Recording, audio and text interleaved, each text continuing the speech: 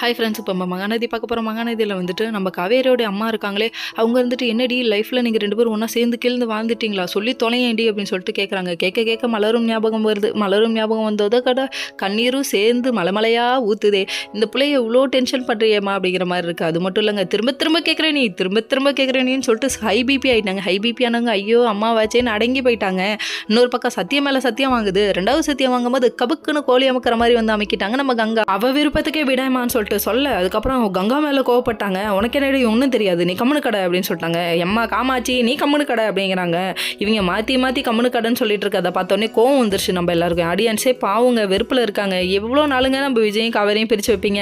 அவங்க 2 பேரும் love birds. ஒரு புறாவை பிரித்து வச்சாலும் ஒரு புறா இறந்து போயிடுங்க. இது புரியலையாங்க? தண்ணி ஊற்றி கஷ்டப்பட்டு வாழ வச்சுட்ருக்கோம், தயவுசெய்து கொஞ்சம் காப்பாற்றி விடுங்க அப்படிங்கிற மாதிரி இருக்குது. இன்னொரு பக்கம் வெண்ணிலாவுக்கு ஞாபகம் வருதான், விஜய் விஜய் இது நான் வாங்கி கொடுத்த கிஃப்ட் தானே உனக்கு, அப்படியே மண்டையில் நறுக்குன்னு கூட்டிடுவேன். நீ என்னைக்கு இந்த வீட்டில் அடி வச்சியோ அன்னைக்கே போயிடுச்சு.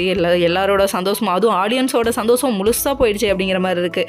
அதுக்கப்புறம் இதை பார்த்தோன்னே தாத்தா இவளால் தாண்டா உனக்கு எல்லா பிரச்சனையும் சொல்கிறாரு, குத்தி காமிக்காங்க தாத்தா அப்படிங்கிற மாதிரி ஆச்சு. இன்னொரு பக்கம் நம்ம குமரனோட ஆடிஷனுங்க, அதை மிஸ் பண்ணிடக்கூடாதுன்னு மொத்த ஃபேமிலியும் கிளம்ப இந்த நிலைமையில எனக்கு இதுக்கு போகணுமான்னு தோணுதுன்னு சொல்கிறாங்க. கங்கா ஒரு பக்கம் என்ன சொல்கிறாங்கன்னா, ஆறுதல் சொல்லி கூப்பிட்டு போகிறாங்க.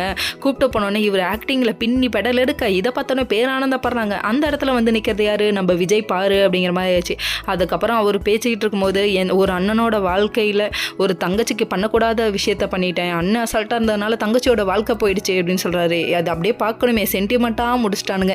இத்தனை சென்டிமெண்ட்டையும் போட்டதுக்கப்புறமும் இவ்வளோ சென்டிமெண்ட்லேயும் ஐயோ காற்று அடிக்குது, விஜய் இருக்காரு ஓதம் அடிக்குது அப்படிங்கிறாங்க. என்ன அடிக்குது ஒன்றும் புரியல. நான் வந்தேன்னா கண்டத்தில் 4 அடி அடிப்பேன், விஜய் வான்னு போயிருக்க வேண்டியதானே அப்படிங்கிற மாதிரி இருக்குது. ஓகே ஃப்ரெண்ட்ஸ், நெக்ஸ்ட் வீடியோவில் பார்ப்போம்.